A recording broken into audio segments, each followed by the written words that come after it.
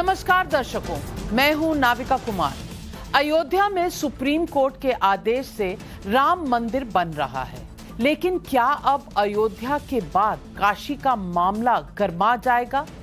वाराणसी की एक local court ने ज्ञानवापी मस्जिद परिसर का सर्वे और उसकी वीडियोग्राफी का आदेश दिया है, लेकिन कोर्ट के इस आदेश का मस्जिद की मैनेजमेंट कमेटी ना सिर्फ विरोध कर रही है, बल्कि अल्टीमेटम भी दे रही है कि सर्वे होने ही नहीं देंगे। मैं कहना चाहती हूं कि कोर्ट के फैसले से ऐतराज है तो ऊपरी अदालत मौजूद है, लेकिन भड़काऊ बयानबाजी क्यों, गर्दन कटने जैसी बातें क्यों? इस देश में कोर्ट के आदेश को ना मानने की हिमाकत क्यों? आज सवाल पब्लिक का यही है।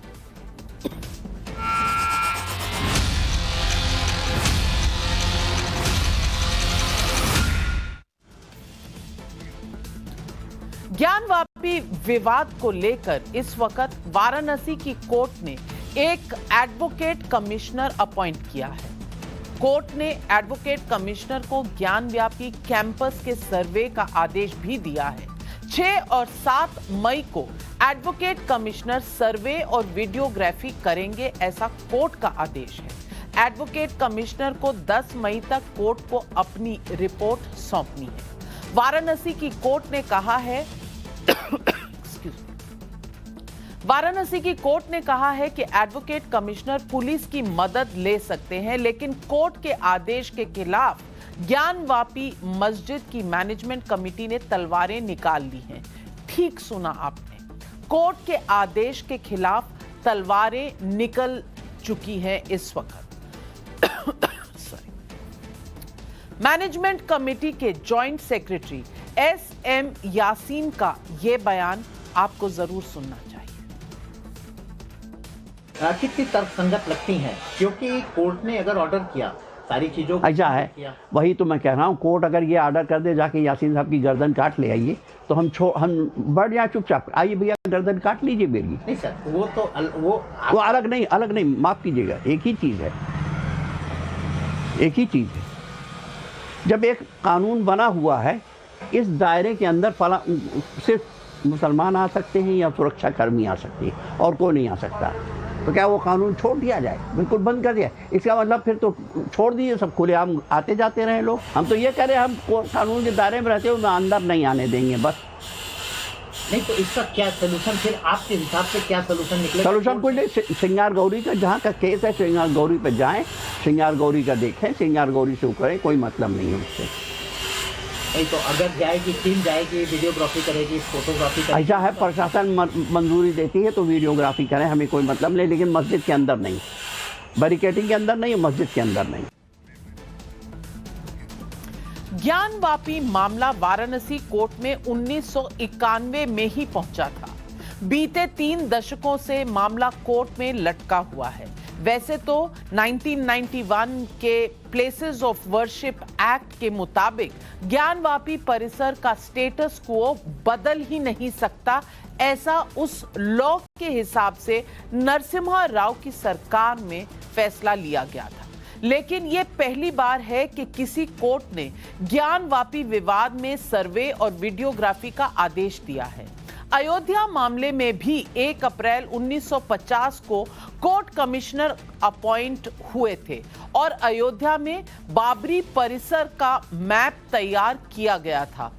2019 में सुप्रीम कोर्ट ने अपने फैसले में इसे एक आधार भी माना था और इसलिए वाराणसी कोर्ट का फैसला बड़ा हो जाता है अगर आप इस संदर्भ में से देखें। हिंदू पक्ष कोर्ट के आदेश से उत्साह में है। सुनिए हिंदू पक्ष क्या नसीहतें दे रहा है। यदि उनकी हट है, वो बार बार हर मुकदमे में अटकाने भटकाने का उनका लक्ष्य चलता रहता है।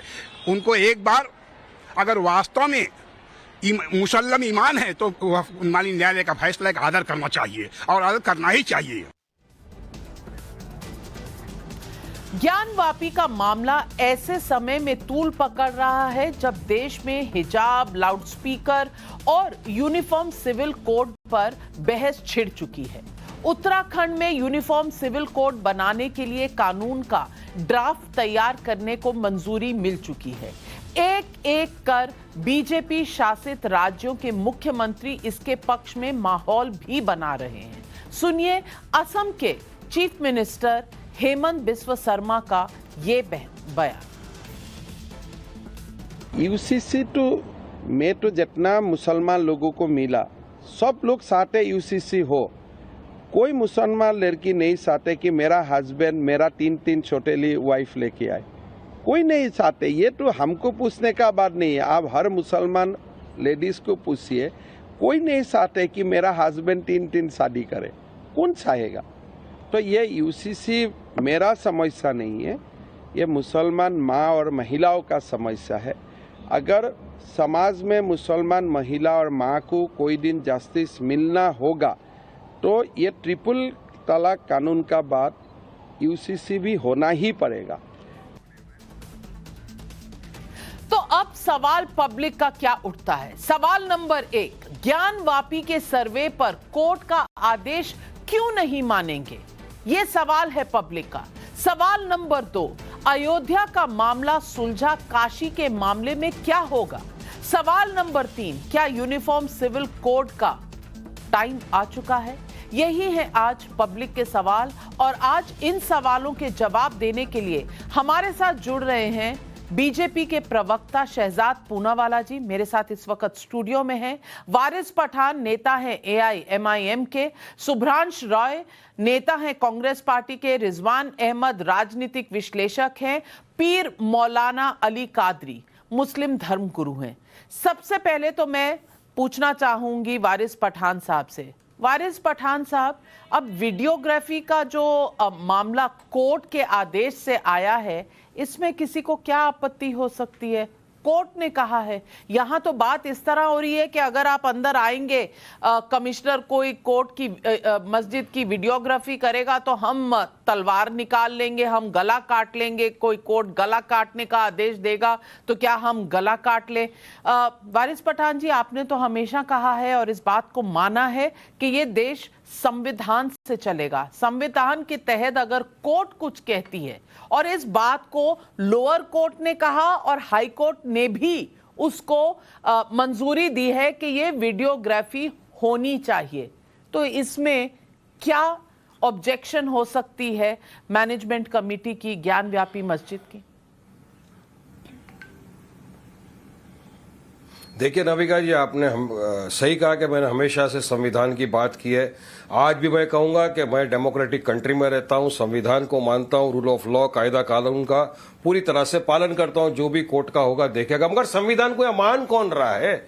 वारिस पठान के अकेले के मानने से क्या संविधान बच जाएगा? क्या देश के अंदर जो आज इन लोगों ने इतना नफरत फैला दी है वो खत्म हो जाएगी? आप खुद देखिए ना नविका जी कि किस तरह से रोज संविधान का कत्ल किया जा रहा है, लोकतंत्र का कत्ल किया जा रहा है। एक तरह से मुसलमानों के खिलाफ ही सब चल रहा है। एक मुसलमानों के खिलाफ भाजपा सरकार ने ऐसा लग रहा है जंग छेड़ दी है। हिजाब से शुरू कर दिया ये लोगों ने, उसके बाद में हलाल मीट के ऊपर आ गए ये लोग, लाउड स्पीकर पे आ गए, यूनिफॉर्म सिविल कोड की बात करने लग गए, अब मस्जिद पे आ गए। तो मैं पूछना चाहूंगा ये ऐसा क्यों हो रहा है? लेकिन इसका जवाब जनता भी जानती है, आप भी जानते हैं नविका जी, मैं भी जानता हूं। बताता हूं ऐसा क्यों हो रहा है। क्योंकि सरकार के पास जवाब नहीं है बढ़ती हुई पेट्रोल डीजल गैस की प्राइस के। लोग सवाल कर रहे कब कम होगा, जवाब नहीं है। सरकार के पास जवाब नहीं है, रोजगार कब मिलेगा? लाखों युवा बेरोजगार पूरे देश में हमारे घूम रहा है, उसके पास रोजगार नहीं है। वारिस पठान जी, शो के शुरू में सबको 60-60 सेकंड मिल रहे हैं, आपके 60 सेकंड खत्म हुए। चलिए जवाब देते हैं शहजाद पूनावाला से। शहजाद पूनावाला, आपके पास पेट्रोल की कीमत, बिजली, कोयला और रोजगार के जवाब नहीं है, इसीलिए कोर्ट ने आदेश दिया है कि मस्जिद के परिसर की वीडियोग्राफी की जाए। क्या कह रहे हैं वारिस पठान जी? देखिए, वारिस पठान और उनकी मंडली को मैं कहता हूँ ये BBC मंडली है। इसका मतलब है बाबरी भड़काऊ कमेटी मंडली। ये बात बात में वैसे तो कहते हैं हम कोर्ट के साथ है, खुद वकील है पेशे से, परंतु हिजाब का फैसला हो, लाउड स्पीकर का फैसला हो, UCC का फैसला हो, हर फैसले के खिलाफ उतर आते हैं सड़कों पर, क्योंकि इनके लिए शरिया ऊपर है ना कि संविधान। तो इस संविधान की यहाँ पर बातें कर सकते हैं, परंतु इनके दिल और मन में शरिया बसता है। और यही चीज़ उन्होंने अयोध्या में भी की। 70 वर्ष तक इन्होंने और इनके BBC में जो कांग्रेस पार्टी भी शामिल है। 70 वर्ष तक अयोध्या के मामले को लटकाया, अटकाया, भटकाया, उस पर वोट बैंक की राजनीति की, उस पर माहौल बिगाड़ा और वोट कमाया, और आज भी वही करने की कोशिश की जा रही है। आज मुझे बताइए कि अगर वीडियोग्राफी हो जाएगी तो कौन से वो तथ्य सामने आएंगे? वो तथ्य सामने आएंगे जो दिखाना चाहता हूं मैं। देखिए, ये है पीछे का वो हिस्सा, ज्ञानवापी मस्जिद का हिस्सा। मैं पूछना चाहता हूं वारिस पठान से, वारिस पठान जी, क्या इस प्रकार की मूर्तियां मस्जिदों में होती है क्या? अयोध्या में भी जब अब राम मंदिर का काम शुरू हुआ तो वहां पर शिवा की मूर्ति मिली, वहां पर अन्य हिंदू मॉन्यूमेंट्स, हिंदू के चीजें मिली, वहां पे आइडल्स मिले। तो क्या मुझे बता दीजिए कि आप मस्जिद में आइडल की पूजा करते हो, उसको नमाज आइडल के सामने पूजा अर्चना करते हो क्या? दूसरी बात, एएसआई की रिपोर्ट भी आई थी के मोहम्मद की, तब उसको भी नकारा गया था। आज भी एएसआई की रिपोर्ट के खिलाफ ये खड़े हो जाते हैं, वीडियोग्राफी के खिलाफ खड़े हो जाते हैं। मुझे से बता दीजिए, 60 सेकंड पूरे हुए। मैं शुभ्रांशु राय को लाना चाहती हूँ। शुभ्रांशु राय जी, मैं सीधा सवाल आपसे पूछती हूँ। कोर्ट कह रहा है, बीजेपी के पास सवाल किसी जवाब है कि नहीं आपके किसी सवाल का, ये अलग इशू है। यहां इशू है कोर्ट का, संविधान का। अब कोर्ट की बात में बीजेपी को आप आड़े हाथ लेते हैं। कोर्ट में तो कोर्ट का फैसला है, कोर्ट ने कहा है वीडियोग्राफी करो, कोर्ट ने कहा है रिपोर्ट सबमिट करो। इसमें क्या इशू है जिस पर ये मस्जिद की मैनेजमेंट कमेटी इस तरह का रुख अपना रही है? और जो तस्वीरें दिखा रहे हैं इस वक्त शहजाद पूनावाला जी, वो अपनी कहानी कह रही हैं, पर ये भी कोर्ट के मामले में जाएगी। सवाल संविधान का है, कोर्ट का है, उस पर पॉलिटिक्स क्यों? 60 सेकंड आपके शुरू होते हैं अब। नविका जी, देखिए, एक बात तो बिल्कुल क्लियर है कि यह देश चलेगा संविधान से ही। चाहे इसे आज लोग न मान रहे हों, लेकिन कल उनको फिर से मानना पड़ेगा और देश चलेगा संविधान से। एक और इम्पॉर्टेंट बात यह है, मतलब मैं थोड़ा सा हैरान हूँ कि उसी बनारस और बनारस के आसपास पूर्वांचल के ज़िलों में 10 घंटे से ज़्यादा की बिजली कटौती है। और इत्तेफाक से आपके शो में आने से 3 मिनट पहले मैंने 1-2 लोगों को फ़ोन किया। मैंने कहा, भाई टाइम्स नाउ नव भारत के शो पे मैं बैठने जा रहा हूँ, ज़रा अपने ओपिनियन बताओ। तो उन्होंने कहा, भैया हमारा क्या तो बिजली नहीं है, का कर जाओ। हम कहे कोनो बात नहीं, बिजली आ जाए, चाहे कि मोबाइलवा पर देख लिया। तो समस्या ये है, आज तो देखिए प्रचंड व्यापी समस्या पूरे देश की है कि बिजली तो गई है, देश अंधेरे में जा रहा है। 10 घंटे से ऊपर की बिजली कटौती एक बहुत बड़ा कंसर्न है। लोगों का आज 45 डिग्री से ऊपर का टेम्परेचर है दिल्ली का, और बनारस में भी मोटा मोटी 42 से 43 डिग्री का टेम्परेचर है। मैं बोल लूँ मैडम 60 सेकंड, मेरा भी तो राइट है। तो बिजली एक बहुत बड़ी समस्या है। मुझे लगता है कि सरकार को इस पे जवाब देना चाहिए कि संसाधन वही, कोल मंत्रालय वही, रेलवे का ट्रैक वही, देश वही और आबादी वही, फिर भी ये बिजली चली कहाँ गई? मतलब भारत सरकार क्या जियो बीएसएनएल की तरह जियो को लॉन्च करने के लिए इस देश के बिजली सिस्टम को कोलैप्स करना चाहती है? जहां उत्तर प्रदेश में चुनाव से पहले सारी बिजली बिल माफ हो रहा था, 300 यूनिट शुभ्रांश राय जी थोड़ा सा फ्लैशबैक करिए, याद आ जाएगा जियो को लॉन्च किसने किया था। और दूसरों पर उंगली उठाने से पहले हमेशा कहा जाता था, और ये स्कूल में हमें सिखाया जाता था, जब एक उंगली किसी पे उठाओ तो 3 उंगलियां अपनी तरफ जाती हैं। तो इन 3 उंगलियों का हिसाब कर लिया जाए। लेकिन रिजवान जी, तो इस देश में संकट बिजली का है, इस देश में संकट किसी मस्जिद का है ही नहीं। तो ये मस्जिद वाले मना क्यों कर रहे हैं कि वीडियोग्राफी मत करो? शुभ्रांश राय जी की बात सुनेंगे तो मस्जिद का तो कोई संकट ही नहीं है, देश में सिर्फ बिजली की बात होनी चाहिए। जी, थैंक यू सो मच। जय हिंद, वंदे मातरम। 4 बातें बस क्विक आपको बोलना चाहूंगा, बड़ा पैनल है। अभी वारिस भाई ने बोला रोजगार नहीं है। नाविका जी, काश हमारे मुस्लिम नेताओं ने 70 साल रोजगार की इतनी तजवी पढ़ ली होती तो कसम खुदा की बता रहा हूं, एक भी मुसलमान आज की तारीख में इस देश में बेरोजगार ना होता और 2013 तक सबको रोजगार मिल गया होता। हाय कमबख्त, हमारे मुस्लिम नेताओं को ये रोजगार की तजवी 2014 के बाद मिली। काश 1954 में मिल गई होती तो आज मुसलमान मौज कर रहा होता। पहली बात। दूसरी बात, इसी श्रृंखला में हमारे कांग्रेस के भाई ने बहुत पीड़ा दिखाई। काश 70 साल कांग्रेस के नेता हाय इतनी पीड़ा दिखा चुके होते तो भाजपा कसम खुदा की एग्जिस्टेंस में ना होती उसका वर्चस्व ना होता, उसका अस्तित्व ना होता, बड़े भाई तुम ही राज कर रहे होते। काहे इतनी बेईमानी करी, काहे इतना करप्शन किया, काहे इस देश की इतनी नाफरमानी करी कि आज यूपी में 2% आपको वोट मिला है। शर्म आनी चाहिए मेरे भाई। आपको जो लोगों ने कहा कि हम वीडियो आपका प्रोग्राम नहीं देख पाएंगे क्योंकि बिजली नहीं है, कसम खुदा की मेरे भाई, अगर मैं कांग्रेस में होता और मुझ में अगर इज्जत की हरारत भी होती तो मैं डिबेटों में जाया ना करता। आप आ कैसे जाते हो मुझे समझ में नहीं आता।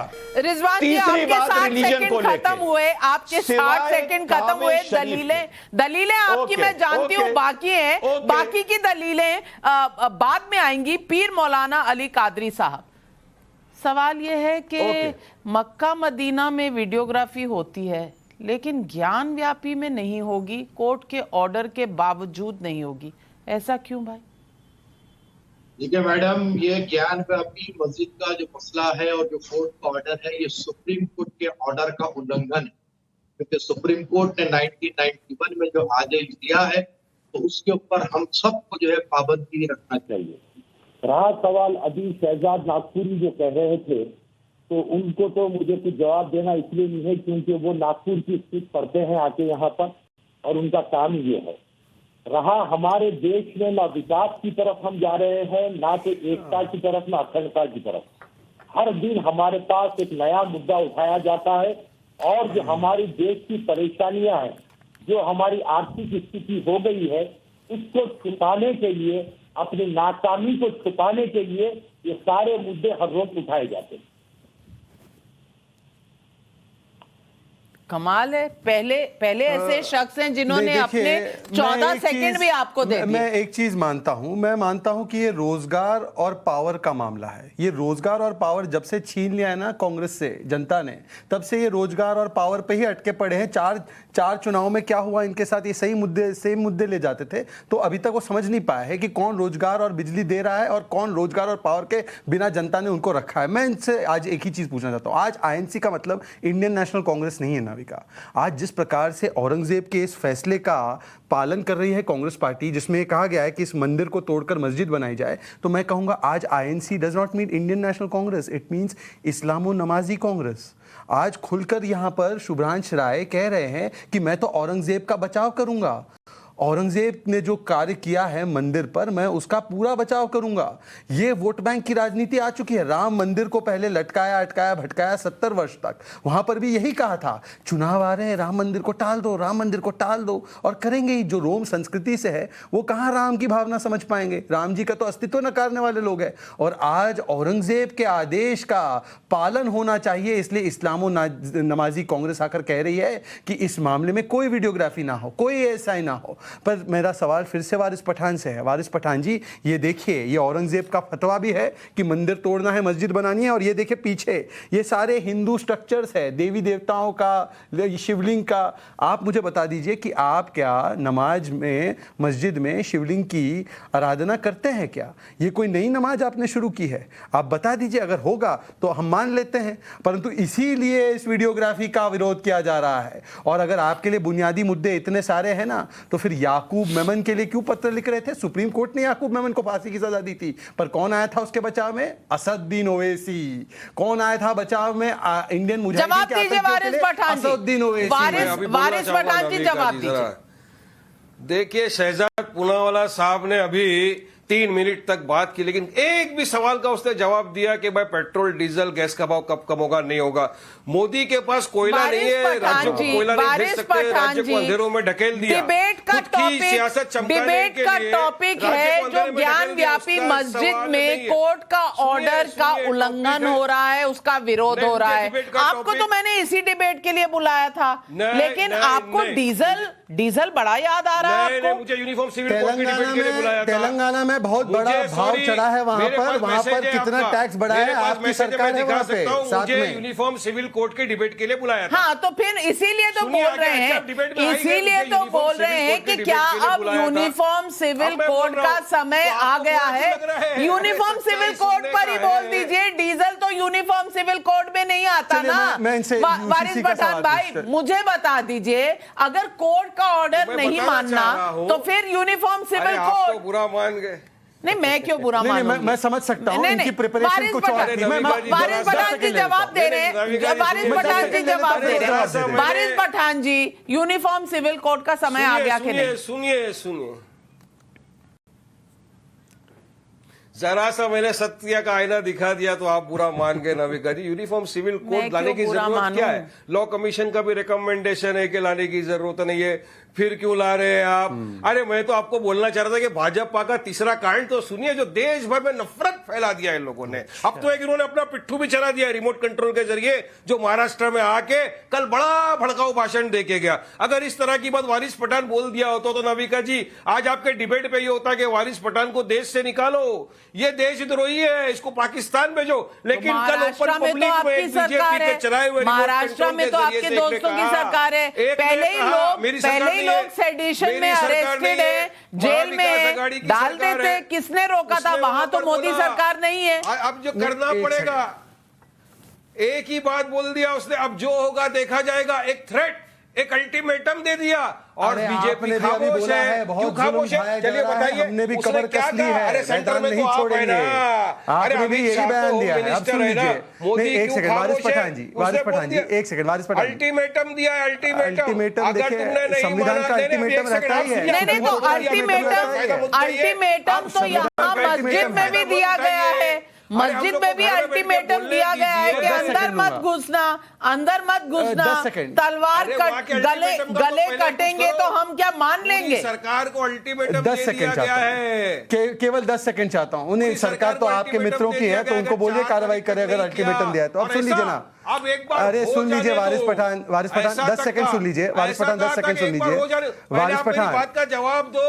ठीक है, दे रहा हूं, आप सुन लीजिए। अंधेरे में क्यों डाल दिया मेरे हिंदुस्तान को मोदी जी ने? ठीक है, अंधेरे में आपका भविष्य अंधकार में है, उसके लिए हम जिम्मेदार नहीं है। अब सुन लीजिए नाविका जी, एक सेकंड, आपने यूसीसी की बात की, एक एक करके बात करते हैं तर्कों के साथ, एक करके बात करेंगे। सब एक दूसरे के ऊपर बोलेंगे तो किसी की आवाज सुनाई नहीं देगी। लोग, मैं पब्लिक के सवाल लूंगी क्योंकि पब्लिक के सवाल जो होते हैं। बस 10 सेकंड चाहता हूं, 10 सेकंड।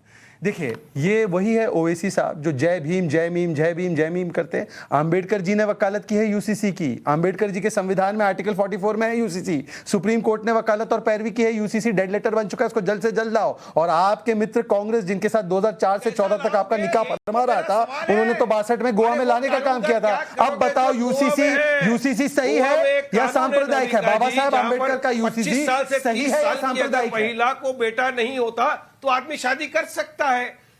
अच्छा सुनिए, डायरेक्टिव प्रिंसिपल का क्या करेंगे जिसमें कहा है शराबबंदी लगाओ? डायरेक्टिव प्रिंसिपल आर्टिकल में तेलंगाना और शराबबंदी कल करो, शराबबंदी देखो बीजेपी की हालत खराब। अरे आपको तो 7 बजे के बाद चाहिए, 7 बजे के बाद चाहिए, बंद हो जाएगा। नॉर्थ ईस्ट का क्या करेंगे आप? नॉर्थ ईस्ट का क्या करेंगे जहां पे अलग आपकी इफ्तार पार्टी देखता हूं मैं? क्यों नहीं मानते अपने पब्लिक के सवाल? वारिस पठान जी, जिस राज्य में आप रहते हैं, वहां शराब पर तो ड्यूटी कम हो रही है, लेकिन डीजल पर ड्यूटी कम नहीं हो रही। कोई सवाल आपसे सुना नहीं मैंने इस बारे में। 300% एक्साइज ड्यूटी है शराब पर, महाराष्ट्र में वो 150% हो गई। डीजल पर कम नहीं हुई। आपकी आवाज से कोई बोल नहीं, आपके गले से कोई बोल नहीं निकला, लेकिन पब्लिक सवाल पूछ रही है। आइए सुनते हैं पब्लिक का सवाल लोकनाथ पांडे वाराणसी से और दुर्वेश यादव गुरुग्राम से। आइए पब्लिक के सवाल सुनते हैं और फिर जवाब लेंगे।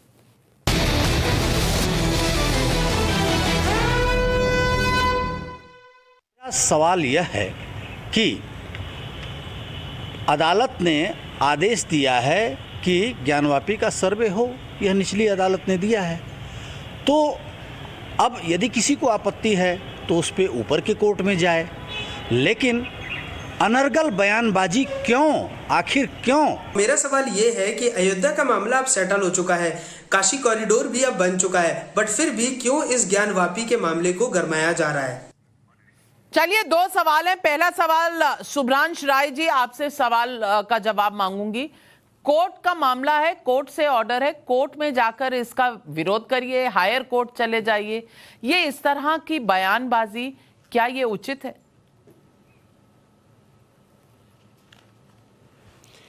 देखिए नविका जी, अभी आपने ना जब पैकेज आपका स्टार्ट हुआ तो आपने एक अच्छी बात कही कि एक उंगली उठाओ ना तो सामने करो, तीन पीछे पड़ती है।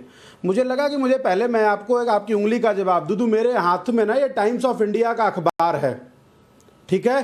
टाइम्स ऑफ इंडिया देश का प्रतिष्ठित अखबार है। इसमें जियो के पोस्टर बॉय की फोटो लगी हुई है। प्लीज़ एक बार आप देख लीजिए, और मैं चाहता हूं कि आपके दर्शक भी देखें कि अगली बार जब आप कोई भी क्रिया प्रतिक्रिया जल्दीबाजी में करें तो आप तैयारी करके करें। आपके 45 सेकंड है पब्लिक के सवाल पर, इसका जवाब मैं बाद में दे दूंगी। इसका जवाब मैं दे दूंगी, आप पब्लिक के सवालों का जवाब सेकंड की नहीं है। मेरा सवाल यह है कि आपने गलत बात कही, वो पब्लिक का सवाल दे देंगे मैडम। पहले आप सुपर बॉस है ना, पहले तो आपके सवाल का जवाब देना जरूरी है ना। भैया दिख नहीं रहा है मेरे, आप दिखाइए जरा कैमरे पे। नहीं, रिलायंस 2014 में मेरे से क्या जवाब चाह रहे हैं? नहीं, मेरे से क्या जवाब चाह रहे हैं? मेरे से क्या जवाब चाह रहे हैं? जब भी ये जियो था, 2014 में तो नहीं पैदा हुई थी, और उससे पहले आपसे ज्यादा टेलीकॉम सेक्टर मैंने कवर किया है। चले जाइए, आपको मैं क्लिपिंग्स भेज दूंगी। न्यू टेलीकॉम पॉलिसी कब आई, चेंजेस कब हुए, कब सीडीएमए से सेल्यूलर फोन हुआ, कैसे हुआ, मैं सब कुछ आपके पास भेज दूंगी शुभ्रांश राय। लेकिन ये बहस का मुद्दा है ही नहीं, ये बहस का मुद्दा है ही नहीं। आप मुद्दे पर ठहरते नहीं है और मुद्दों के जवाब आपके पास है नहीं शुभ्रांश जी। इसीलिए पब्लिक भी आप तो राहुल गांधी जी का जवाब दे दीजिए, जो महंगाई पर चर्चा करने रैली लेकर पहुंच गए थे राजस्थान के जयपुर में और वहां हिंदुत्व पर भाषण दे दिया। वोट इसलिए नहीं मिलते आपको शुभ्रांश राय जी। आप पब्लिक ने जो सवाल पूछा उसका जवाब देना चाहेंगे, या आपके लिए पब्लिक जरूरी है ही नहीं तो छोड़ देते हैं? पब्लिक जरूरी है ही नहीं। शहजाद पूनावाला, पब्लिक का दूसरा सवाल आपके लिए था कि एक बार 1991, शुभ्रांश राय आपको 45 सेकंड दिए गए थे, आपको पब्लिक में इंटरेस्ट है नहीं, कांग्रेस पार्टी को पब्लिक में कोई इंटरेस्ट नहीं है, ना राहुल गांधी किसी का जवाब देते हैं ना आपने दिया। इसलिए अब आप अपनी चांस का इंतजार करिए। अगला पब्लिक का सवाल शहजाद पूनावाला के लिए था, और शहजाद पूनावाला जी सवाल ये है, 1991 का सेटल्ड लॉ है, नंबर 1। नंबर 2, सुप्रीम कोर्ट का जजमेंट जब आया था अयोध्या पर, तो सुप्रीम कोर्ट के जजमेंट में यह कहा था कि अब ये हो गया तय, अब और किसी भी इशू पर, किसी भी मस्जिद पर, मंदिर का दावा नहीं होगा इसके बाद से। जवाब दीजिए, पब्लिक कह रही कि आप क्यों गरमा रहे हैं माहौल को? पहली बात तो जो 1951 का जो कानून है, 1991 का कानून सुप्रीम कोर्ट में चैलेंज हुआ है, तो वो चैलेंज में अभी पड़ा हुआ है। दूसरी बात, ये तो मामला कोर्ट में गया है। अगर ये कानून है तो कोर्ट इसी के हिसाब से आदेश दे देगी, तो कोर्ट का तो आदेश पालन करना चाहिए आज का, और भरोसा रखना चाहिए कोर्ट पर। परंतु देखिए, विश्वेश्वर मंदिर जिसको पहले गौरी ने तोड़ा था और फिर औरंगजेब ने तोड़ा था, इसका सत्य बाहर ना है। वैसे तो ये कहेंगे मैं जन्युधारी हिंदू, वैसे तो लेप लगा के, टीका लगा देखो टीका लगाया हुआ है, टीका लगा के मंदिर भागेंगे, बोलेंगे हमसे बड़ा हिंदू नहीं, मैं शिव भक्त हूं, मैं कौल ब्राह्मण हूं। और जब बात आती है, जब करौली में हिंदुओं के खिलाफ हिंसा होती है तो मतलूब को पकड़ते नहीं है, छाबड़ा दंगों के आरोपी को इफ्तार में बुलाते हैं, बिजली में भी हिंदू मुसलमान करते हैं, हिंदुओं को नहीं देते, मुसलमान रोजेदार है इसलिए दे देते हैं। और आज जब मस्जिद जो है मंदिर को तोड़कर बनाई गई है, तो उसका सत्य बाहर क्यों नहीं आने देना चाहते? मैं इनसे एक ही सवाल पूछता हूं, क्या वहां पर मंदिर था? शुभ्रांश राय टीका लगाए, टीके का कम से कम आप जो है ख्याल रख के पहले तो मैं आपको थोड़ा सा करेक्ट करूंगी। आपने गौरी नहीं, घोरी, मोहम्मद गौरी का घोरी जी नहीं, इनको ज्यादा प्रोनाउंसिएशन पता होगा, ये उनके आइकॉन है, मुझे इनके आइकॉन के नाम नहीं पता। मेट्रो के नाम पे 100 से ज्यादा मंदिर तोड़ दिए। अरे भैया, हम क्या करते हैं ये हमारा अधिकार है, इसमें शहजाद पूनावाला मुझे कोई ज्ञान नहीं दे सकते। की बात है कि आप बाबर और औरंगजेब को अभी भी मानते हो। यही तो दिक्कत है कि शहजाद पूनावाला तो राम को मानते हैं, आप राम को नकार के बाबर और औरंगजेब के धड़े को बचाव करते हो। यही तो दिक्कत है शुभ्रांश रॉय, यही तो दिक्कत है कि आप ऐसे रोम जी में बन चुके हो कि राम की बात तो आपको पसंद ही नहीं है। कभी राम जी का अस्तित्व नहीं है, कभी हिंदू टेरर होता है, कभी भगवा आतंक होता है, कभी हिंदुत्व को आईसिस से जोड़ते हो, और फिर औरंगजेब और बाबर के वकालत में उतर आते हैं। औरंगजेब और यानी आप औरंगजेब के शुभ्रांश राय जी, मैं आपको एक फैक्ट शीट दिखाती हूँ, और इस फैक्ट शीट में मैं आपको बताती हूँ कि कितने मुगलों ने और कितने पुराने इस्लामिक हिस्टोरियंस ने मंदिरों को तोड़कर मस्जिद बनाने की बात कही। अगर मैं बताऊं तो मौलाना अब्दुल हाई ने इन्होंने कहा था, इन्होंने सीधी तरह से कहा था कि मंदिर तोड़े गए, मस्जिदें बनाई गई।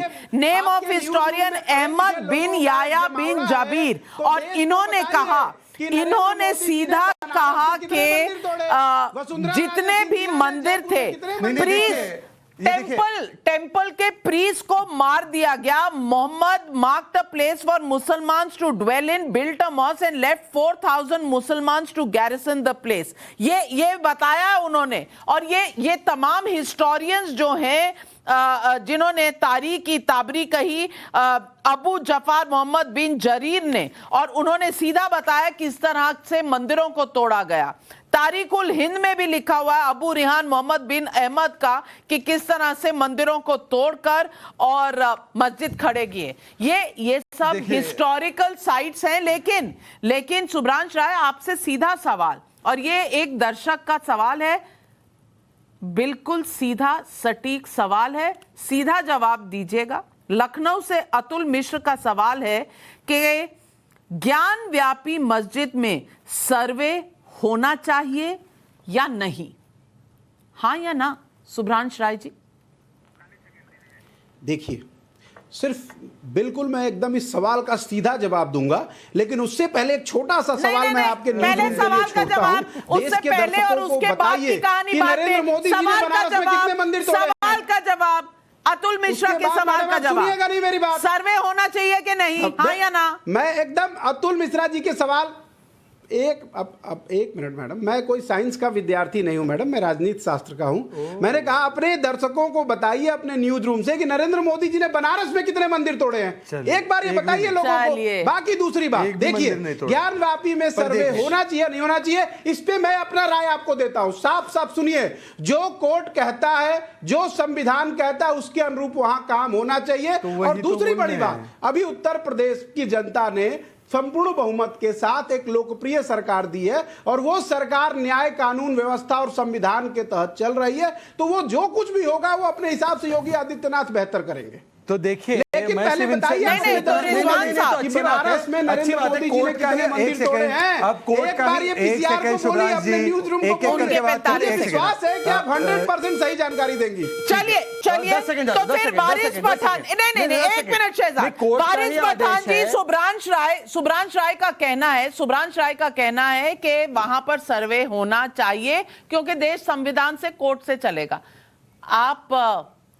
आप उनके साथ सहमत हैं? कि पहले तो भाजपा को पूछो ना, संविधान से लोग चलेंगे कि नहीं? भाजपा कौन सा संविधान का पालन कर रही है? लोकतंत्र का रोज गला घोट रही है, डेमोक्रेसी का कत्ल कर रही है।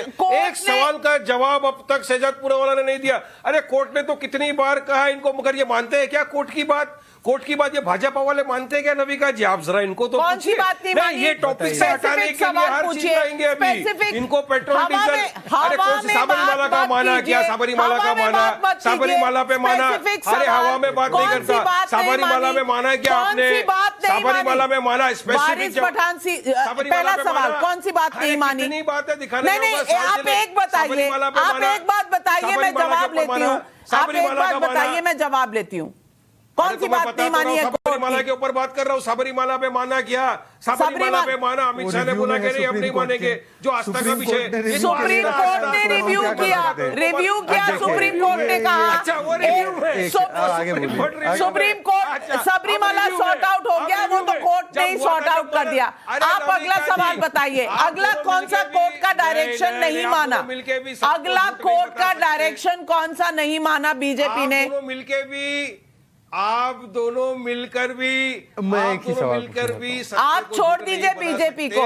सबरीमाला का तो कोर्ट ने सोल्यूशन दे दिया, आप बता दीजिए। चलिए, बीजेपी संविधान के खिलाफ काम करता है, अगर मैं मान भी लेती हूँ, आप संविधान के साथ हैं या नहीं? तो फिर बोलिए उनको। मैं कोई क्लास की टीचर हूँ, आप जाइए कोर्ट में, अगर कंटेम्प्ट ऑफ कोर्ट है ले जाइए इनको कोर्ट में, करा दीजिए सबको अंदर। मेरे को क्या बता रहे हैं? जाएंगे, आप बताइए ना, आप संविधान का पालन करेंगे, कोर्ट का पालन करेंगे कि नहीं? देखिए, आज आपकी बात करेंगे। चलिए, बात खत्म हुई। रिजवान साहब, आज सवाल पब्लिक का शो पर कांग्रेस पार्टी और असदुद्दीन ओवैसी जी की पार्टी दोनों सहमत हैं और वो कह रहे हैं उन्हें कोई दिक्कत नहीं है, कोई भी दिक्कत नहीं है, सर्वे होना चाहिए ज्ञान व्यापी मस्जिद में। हमने कोर्ट का फैसला देखेंगे, पढ़ेंगे, कोर्ट ने तो दे दिया है, बड़े दिनों से दे दिया, अब तक पढ़ने का समय नहीं मिला, अब तक पढ़ने का समय नहीं मिला। मुझे वो टॉपिक पे पता नहीं है, पढ़ा नहीं है, टॉपिक पे पता नहीं, मस्जिद से खबर आई नहीं। रिजवान जी कह रहे हैं कि अभी तक इनको पता ही नहीं ज्ञान व्यापी मंदिर में, ज्ञान व्यापी मस्जिद में चल क्या रहा है, इन्हें पता नहीं। जरा समझा दीजिए।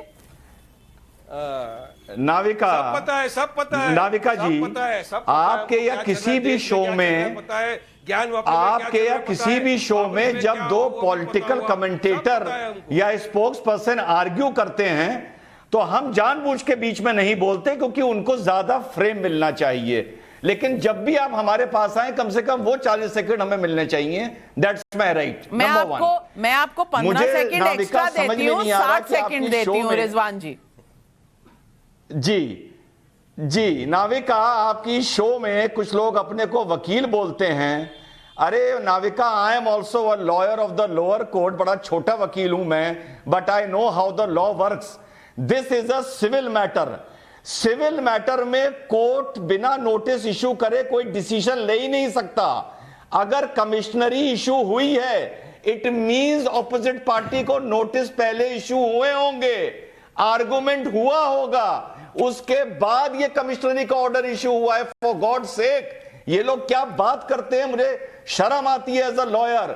नंबर 2, अगर लोअर कोर्ट में कोई प्रोसीडिंग चल रही है, आप उसको हायर कोर्ट में चैलेंज करके स्टे कर सकते हैं। अरे चुप रहो यार, मैं बोल रहा हूं ना। आप हाई कोर्ट गए स्टे के लिए, ना आपके पास नोटिस आया, अब आप कह रहे हैं कि हमारा गला काट दो, हम अंदर नहीं आने देंगे। सिवाय काबा शरीफ के, सिवाय काबे शरीफ के अंदर के दुनिया में किसी भी मस्जिद की फोटोग्राफी और वीडियोग्राफी हो सकती है। अगर ये करने से रोक रहे हैं तो ये क्या छुपा रहे हैं, पहले ये बताएं। चोर की दाढ़ी में तिनका, हर मस्जिद में वीडियोग्राफी हो सकती है, सिवाय नमाज के टाइम नहीं हो सकती और नमाजियों के सामने खड़े होकर नहीं हो सकती। इन लोगों को ना इस्लाम पता है। कादरी साहब, जब कोई ऐसा नियम नहीं है तो वीडियोग्राफी क्यों रोकी जा रही है? और ये पहली मर्तबा सवाल नहीं उठा। अगस्त 2021 में 5 औरतों ने कोर्ट के पास गए और उन्होंने कहा कि श्रृंगार गौरी मंदिर में हमें रोजमर्रा की पूजा करने दी जानी चाहिए थी, जो 93 से बंद है। उसके बाद 8 अप्रैल 2022 को सिविल जज ने एडवोकेट कमिश्नर को वीडियो सर्वे करने की इजाजत दी। 18 अप्रैल को डिस्ट्रिक्ट एडमिनिस्ट्रेशन ने कहा videography law and order compromise कर सकती है, इसे रोक दिया गया। फिर यह मामला इलाहाबाद हाई कोर्ट में गया, वहां पर उन्होंने वाराणसी कोर्ट का ऑर्डर रद्द किया और उन्होंने कहा कि एडवोकेट कमिश्नर इंस्पेक्ट कर सकता है मंदिर मस्जिद कॉम्प्लेक्स को। और 26 अप्रैल को कोर्ट ने ऑब्जेक्शन ओवररूल कर दिया और सर्वे की अनुमति दी। ये सारा कुछ हो चुका है और ये चल रहा है पिछले एक पूरे साल से। तो कादरी साहब ये कौन है यासीन साहब जो कह रहे हैं कि गर्दन काट दिए जाएंगी? कोर्ट के कहने से थोड़ी कुछ होता है। अब जरा मुझे रुकावट के बगैर बोलने दीजिए जरा प्लीज, मैं बोलूंगा। कर दिया मैंने सबको ध्यान से सुना है बहुत।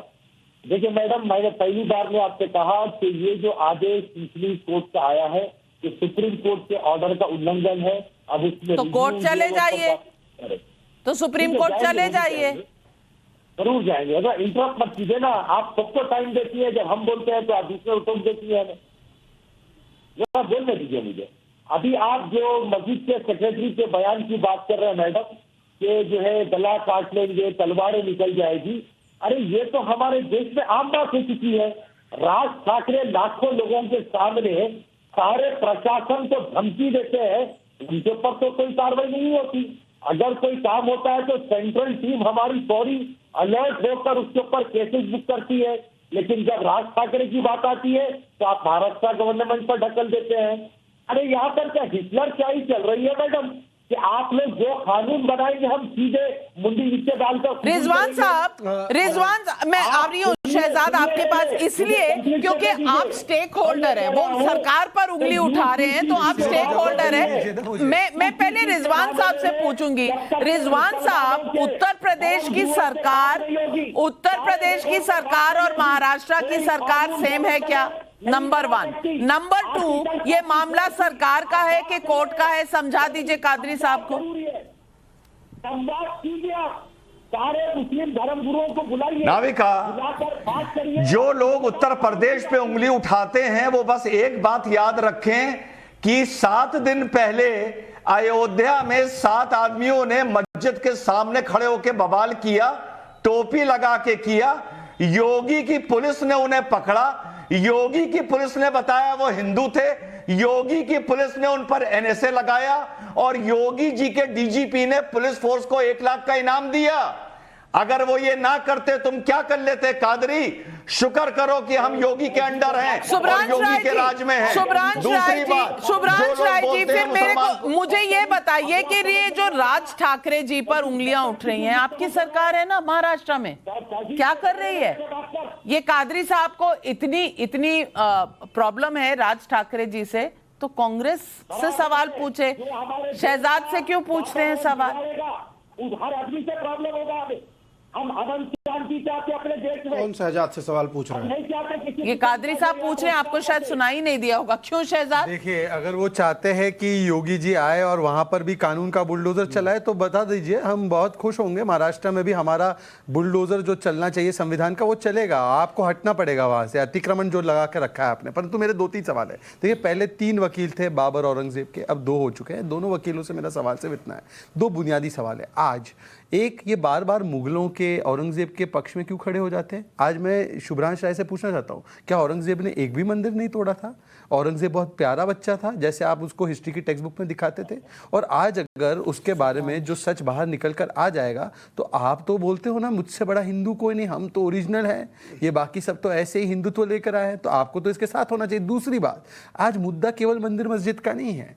हर चीज में ये कहते हैं वैसे तो हम कोर्ट और संविधान के साथ है, परंतु यूसीसी के विरोध में हो जाते हैं। सुप्रीम कोर्ट में लाउड स्पीकर का ऑर्डर आता है, उसके खिलाफ हो जाते हैं। हिजाब का ऑर्डर कर्नाटका हाई कोर्ट से आ जाता है, उसके खिलाफ हो जाते हैं। तो ये मानसिकता जो है कि शरिया अबाव संविधान, क्योंकि चलानी है वोट बैंक की दुकान, और इसीलिए मुगल लगे इनको जवाब दीजिए जल्दी से, क्योंकि पब्लिक के 2 और सवाल आ रहे हैं। सुभ्रांश राय जी, शहजाद के सवालों का जवाब दीजिए। देखिए, ऐसा है कि शहजाद के सवाल का सिर्फ एक लाइन में मैं जवाब देता हूं। हम ना संविधान बचाने के लिए ना हमेशा खड़े रहते हैं। पहली एक, आपने 2-3 बातों को मिला दिया तो मैं आपको थोड़ा आसानी से जवाब देता हूं। 15 साल से आप गुजरात में हैं, वहां यूसीसी लागू कर दिए होते। 17 साल से आप मध्य प्रदेश में हैं, वहां लागू कर दिए होते। आप एक मिनट शहजाद, बीच में मत बोला करो। तुम्हारे साथ प्रॉब्लम पता क्या है शहजाद? तुम्हारे साथ प्रॉब्लम पता क्या है? बीच में बहुत बोलते हो। अब मुगल भी आता हूं भाई, रुक तो जा। अभी औरंगजेब ने मंदिर तोड़े थे कि नहीं, पहले उसका जवाब दे दीजिए, फिर आप बोलिए। नहीं बोलेंगे। नविका जी मैं नहीं, 2 मिनट में आपको साफ साफ शब्दों में बताता हूं। इतिहास की किताब में दर्ज है कि 1857 से पहले अगर कोई मंदिर तोड़ा था तो वो औरंगजेब था, और 2014 के बाद अगर कोई मंदिर तोड़ा था तो नरेंद्र मोदी है। अच्छा, तो अभी सिंपल है, एक लाइन में समझिए। और नहीं दूसरी बात, गुजरात में सरकार, 1 मिनट अब बोल लूं पूरी बात, 1 मिनट शहजाद पूनावाला सुनो, गुजरात में जो बोलने दीजिए शहजाद जी, बोलने दीजिए, फिर जब आप रिवर्ट कर दीजिएगा। मेरे पास समय कम है, सुब्रांश राय अपनी बात खत्म करें 30 सेकंड में। जी 2015 अभी आज 15 साल से गुजरात में हैं, 17 साल से चोरी करके मध्य प्रदेश में, 15 साल आप छत्तीसगढ़ में थे, 6 साल से आप उत्तर प्रदेश में, 8 साल से आप दिल्ली में बैठे हैं। प्रभु आपको किसने मना किया था? इस देश का आप लागू करते ही UCC, लेकिन देश का एक एक व्यक्ति, हिंदू मुसलमान सिख ईसाई, हर कोई IPC और संविधान से चलता है। क्या झूठ मूठ की बरगला रहे हो चीजें? लोग नौकरी मांग रहे, महंगाई मांग रहे, तुम्हारे पास कोई मुद्दा है? आपके शब्दों का चयन बहुत अच्छा था। आपने कहा चोरी से चल रहे हैं मध्य प्रदेश में, तो महाराष्ट्र में जो हो रहा है वो चोरी से नहीं हो रहा, लेकिन मध्य प्रदेश में जो हो रहा है, बहरहाल क्या इस तरह की बयानबाजी हम स्वीकार कर सकते हैं? क्योंकि ये कोर्ट का आदेश है। कोर्ट के आदेश का उल्लंघन क्यों? उस पर सवालिया निशान क्यों? अगर कोई प्रॉब्लम है तो ऊपर वाले कोर्ट पे चले जाइए, बड़ी अदालतें मौजूद हैं। भारत दुनिया के उन 3 देशों में है जहां सबसे ज्यादा मुसलमान रहते हैं, और हम सब शांति और भाईचारे के साथ रहते आए हैं। भारत में मुसलमान उसी तरह के नागरिक हैं जैसे कोई अन्य मजहब वाला, क्योंकि इसकी गारंटी यहां है कि संविधान उन्हें देता है।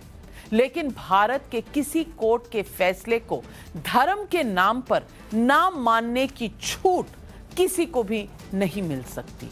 अगर कोर्ट के फैसलों पर भी मनमर्जी वाला तेवर अपनाया गया तो कोर्ट का अपमान है, संविधान का अपमान है, और मैं समझती हूं कि देश के सोशल फैब्रिक पर इसका सीधा असर पड़ेगा। इसलिए हर पक्ष को बयानों में संयम जरूर बरतना चाहिए। हम सब हिंदुस्तानी हैं, मिलकर रहेंगे, मिलकर आगे बढ़ेंगे। अगर आपके कोर्ट के दिए हुए आदेश से कोई भी मुश्किल है तो जाइए सीधा उचली अदालत पर, और उचली अदालत आपको शायद कुछ और रिप्रीव दे या कोई और रास्ता दिखाए, लेकिन अदरवाइज आपको कोर्ट का कहा मानना पड़ेगा। तो यही थी आज सवाल पब्लिक की डिबेट, और उम्मीद करती हूं आपको मिले होंगे अपने सवालों के जवाब। लेते हैं एक छोटा सा ब्रेक के दूसरी तरफ जब लौटेंगे तो प्रधानमंत्री की जर्मनी यात्रा पर लेंगे और सारी खबरें, और किस तरह हिंदुस्तानी डायस्पोरा बस मंत्रमुग्ध हैं क्योंकि मोदी हो रहा है जर्मनी।